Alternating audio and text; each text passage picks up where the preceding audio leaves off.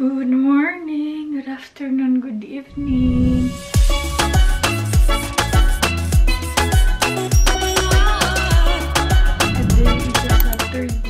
Kakatapos ko lang mag-half bath. Hindi ko binasa yung aking buhok dahil naligo ako kahapon. Ang lamig! Ang dami ko palang nakalimutan. Nakalimutan ko magdala ng inner ko. Kasi pag winter, mayroon dapat akong inner na hapit sa katawan. Ang nadala ko lang pala is makapal na stockings. Nakalimutan ko din ang aming pantulog. Ang lamig-lamig. Anyway, tingnan nyo yung ating background. Nagfa-fog siya.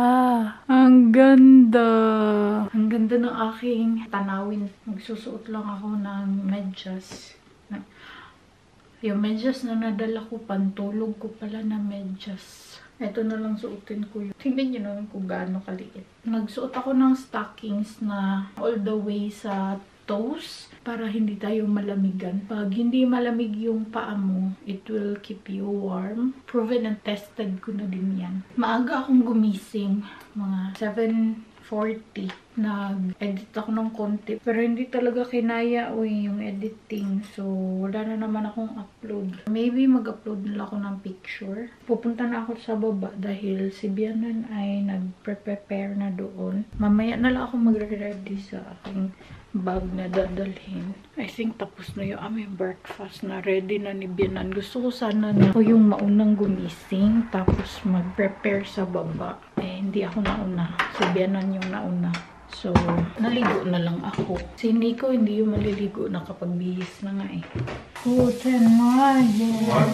Schon verraten ist jetzt. Ja, I'm sure. It's the 16th. Ja.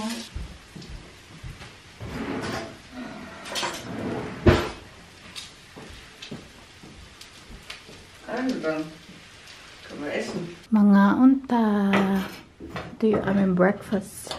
Bacon and egg, tapos bread, and then cold cuts, cheese, salmon, and then tea, butter. Ngaon. Da ist eine Butter. Ihr habt dann Kamillentee gemacht. Ich habe gesagt, du machst Kamillentee.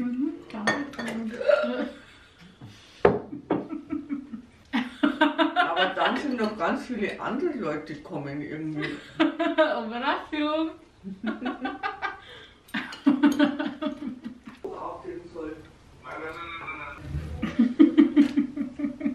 Nakakapag-video ako ngayon habang kumakain kami kasi tatlo lang kami. Hindi sumama yung asawa ng biyanan ko dahil meron siyang appointment. Pag kasama kasi namin yun, nahihiya ako kaya hindi ako nakakapag-vlog habang kumakain. Wala na siyang problema pag nagbe-video ako pero ako nahihiya ako sa kanya. Tapos na kaming kumain. Ang ganda ng view namin. Oh. Diba? Bundok. Nag-ready lang ako ng konti. Sabi ni Nico, dalhin namin yung mga valuable things namin. Merong pupunta dito. Maglagay muna ako ng sunscreen.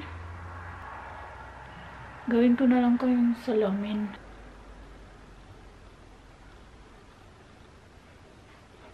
Mag-lipstick lang ako.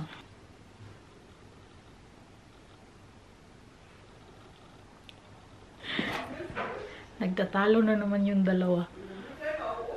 Kasi si Nico merong ayaw puntahan. Tapos si Bianan gusto niya na makapunta ako doon para meron akong may film. Magpapalit lang ako na akong bag dahil magbabackpack ako ngayon. Mahaba-aba yung aming lakaran today. Ayokong mag-shoulder bag. Dati gusto ko siyang ibenta kasi hindi ko naman siya nagagamit. Buti na lang hindi ko siya naibenta dahil kailangan ko pa pala siya, no? Parang feeling ko hindi ko pa nagawa ang what's in my bag na video. Kung gusto nyo lang naman makita, pwede kayong mag-comment kung ano yung usual na dinadala ko pag nagtitrek kami. Kung gusto nyo, gagawa ako ng video. Let's go na! Ay, wala pa pala ako suklay. Wala akong dalang suklay. Kigwa. Wala tayo sudlayay, aniran. No joke. Wala ako suklay. Kigwa. Tingnan nyo kung meron pa ba akong balakubak dyan. Pero feeling ko wala na. Mayroon muna akong suklay kay Bianan. At nakalis na kami. Pupunta kami ngayon sa Hallstatt. almost 2 hours yung biyahe papuntang Hallstatt galing dito. Sobrang ganda ng panahon. Mainit siya. Sana doon sa Hallstatt mainit din. Nakakatuwa naman. Parang naiinitan ako sa suot ko. Pag turtleneck pa. Turtleneck man. Tagang. Turtleneck? Hi. Turtleneck. Hi, Mama. Hi, Schlumpfies. Siya yung magdadrive. Siguro pabalik si Nico. Ayaw mag-drive. Tingnan nyo naman ang aming weather for today. Weather update. Ang ganda oh. Sunny. Wir stehen praktisch unter Beobachtung. Ja, die haben gedacht, ich bin da, weil dein Auto anscheinend so wie mein Skoda ausschaut, weißt? Ja, rot halt, ne? Rot halt, ja, genau. Ich habe so viel lachen müssen gerade, ja?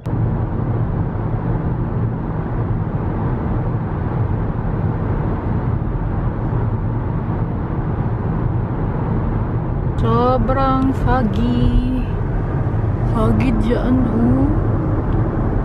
Hindi ko lang alam kung klaro ba sa camera. Madilim yung paningin ko. Kakagaling kasi namin sa tunnel. Ang haba-haba ng tunnel.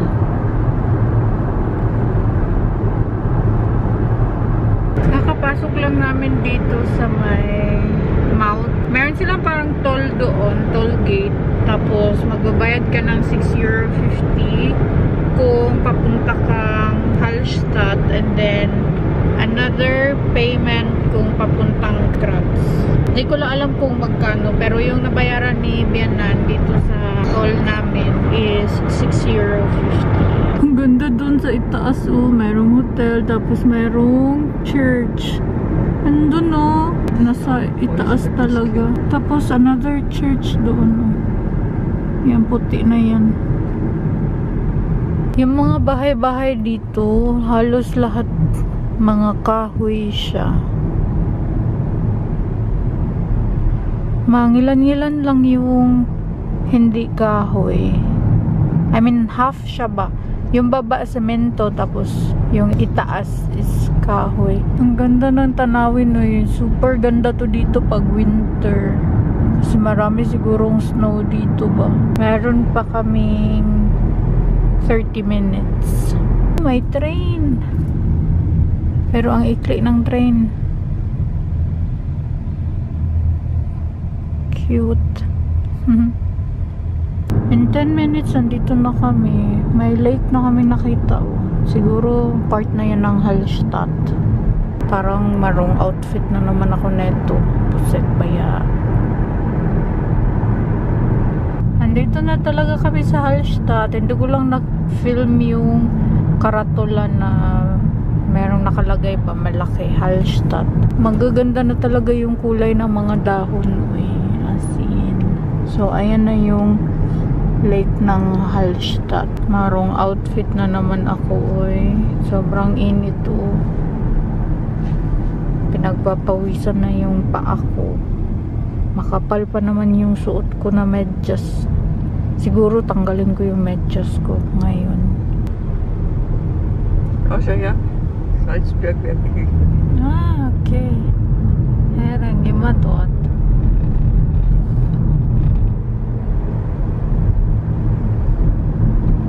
Salzberg. Ayun, may Fahr ich Hallstatt. gleich mal dahin und dann schauen wir, vielleicht können wir für später Tickets reservieren oder so.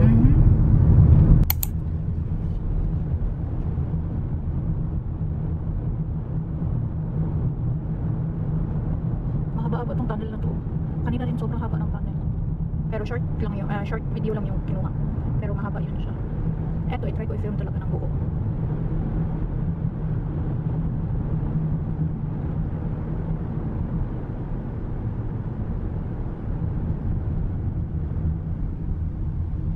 Wo ein Falls?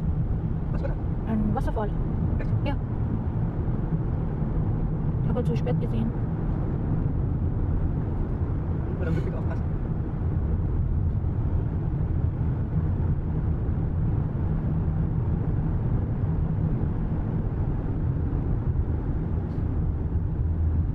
Ayan. Nakalabas din tayo. Uy, ang daming turista. Zentrum gesperrt. Patay, uy. Ala, kadaghan. Bumalik kami dito sa may tunnel dahil punong-puno na doon. Wala na talagang parking space doon. Sabi nung nagbabantay doon na puno na talaga yung parking area. Sabi niya baka meron kami makita dito sa may tunnel. Kaya bumalik kami dito. Sana lang meron pa makitang parking space. Kasi ang layo na namin kaya. Medyo malayo na yung lalakarin namin. Kaya pala doon sa unahan, sa mga daan, maraming sasakyan din nakaparking sa gilid-gilid ng tulay. Kasi wala na palang parking area doon. Ang dami din kasing tao, as in super. Sana naman merong parking space dito. Was meinst du sagen? Balik ulit kami dito sa tunnel dahil sobrang layo ng lalakarin namin at wala ding parking area. Titingnan namin baka meron nang umalis at makakapag-park na kami. Andito na kami. Nakahanap din kami ng parking area. Pagbalik namin dito, merong palabas na sasakyan kaya kami agad yung pumalit. Tamang-tama talaga yung pagpasok namin. Sabi ni Bianan, pupunta muna kami dito sa may lake. Etong sikat nila dito. Mag-film muna ako dito sa may lake and then pupunta kami sa may Salzbergwerk. Expected na mahal dito sa Hallstatt. Ayan yung sikat dito. Oh. Tada! Merong station dito ng shift or barge. Barge tawag sa amin. Sa Mindanao. Ayan. Ayan yung ticket. Round trip. 15 euro. Ang dami ding mga binibentang mga souvenirs. Ang dami oh. 13, 19. Uy, grabe. Sobrang daming tao. Uy. Maganda kasi yung weather. Hello, Hallstatt.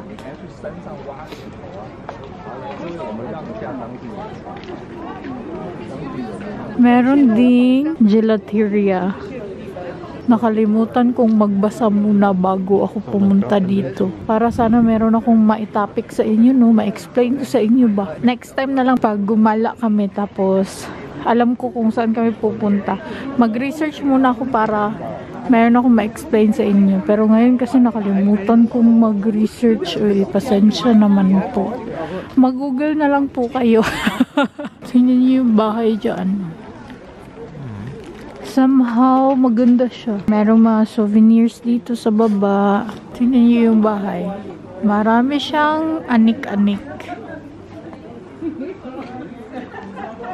Ito, walang anik-anik. Ito yung mga lugar na hindi gusto ni Nico. Yung madaming turista or maraming tao. Ayaw na ayaw to ni Nico.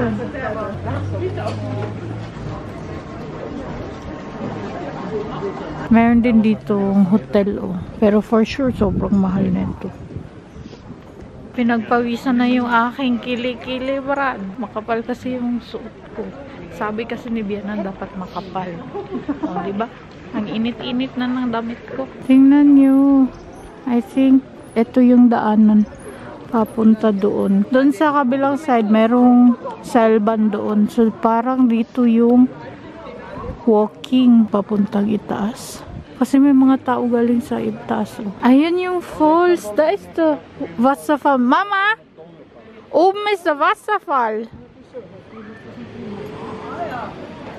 Ayan yung nakita ko sa may tunnel. Ayan pala siya. Oh. Ito yung parang Innenhof niya. Ang ganda. With the background sa likod. Ang cute! Ang cute, uy. As in, cute na cute yung pink na bahay, oh.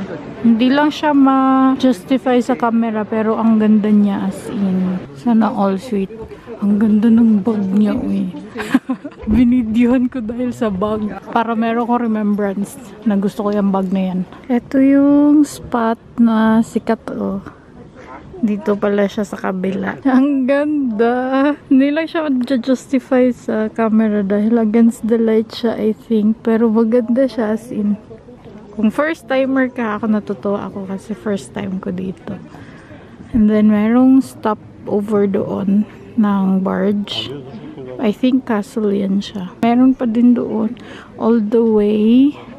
Sana naman makita nyo siya ng maganda sa video kasi aalis na kami. Yan, last na tingin. Tingnan yung maigi. Nagmamadali kasi kami dahil wala na kaming time. Pupunta pa kami sa itaas dun sa Salzberg. 3 PM yung last na ticket at mag-3 na.